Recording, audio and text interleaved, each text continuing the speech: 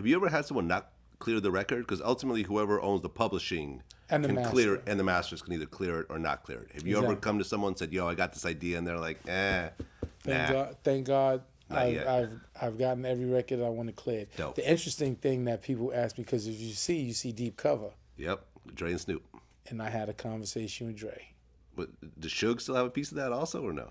No, Suge sold everything. Oh, yeah, when So Death Row. really, Dr. Dre was instrumental with that. You know what I'm saying? And Robert Munich is like the head writer for Tales, one of the EPs, and he also helped write Vital Signs. So he had a great relationship with Dre, and he put me and Dre on the phone. And it was one of the best conversations because I didn't know how Dre would feel about me, you know, with us beefing with 50 and things right, like that that. whole You know history. what I'm saying? So when I got on the phone with him, I was just like, yo, man, you one of the inspirations for me as a producer, which he is.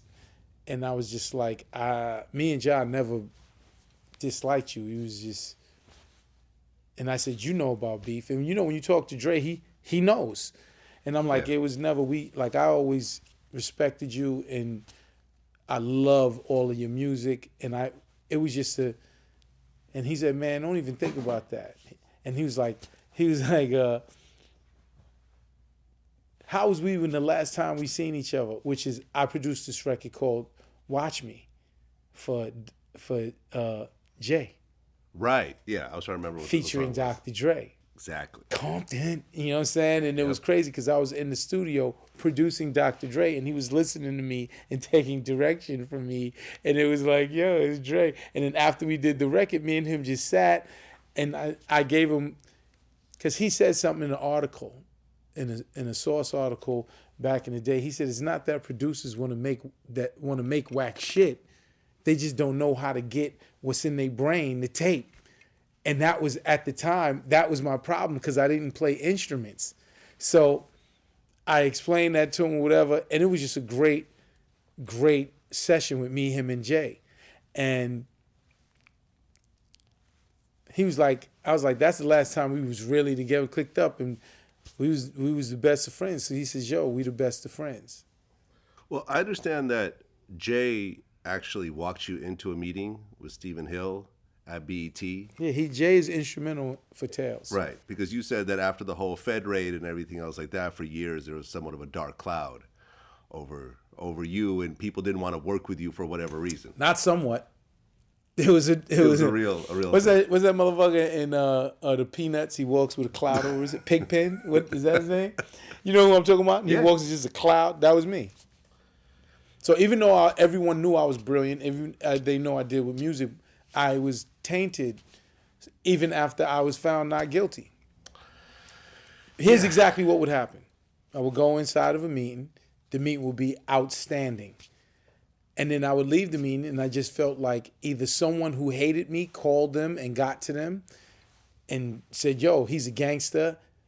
He's going to have the feds raiding your offices or something like that. Or they Google me. And if you Google me, you're going to see me with Preem. You're going to see some Preem shit. You're going to see some gangster shit.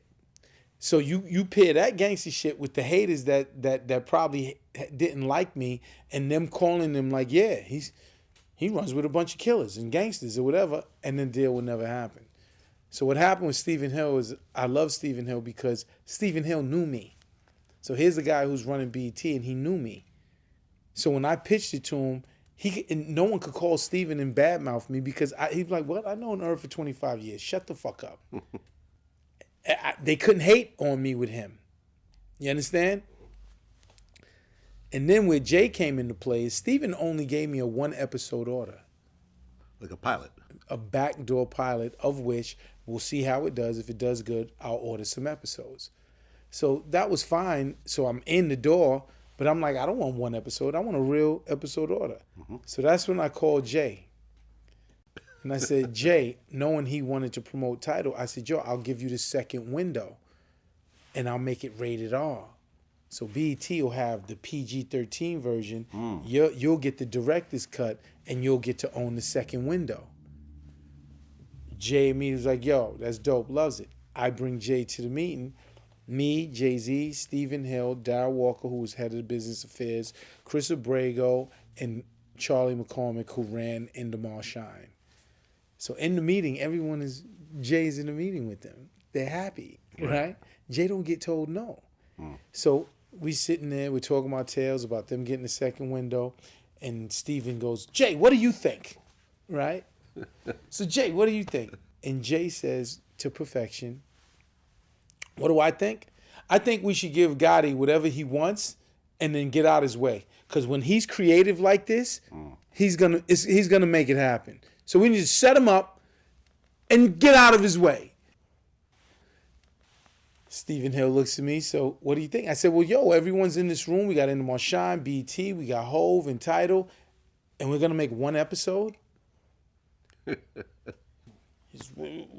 We should do 8. Great! You understand? And that's how I got my episode order. That's how I got the first season to be 8 episodes.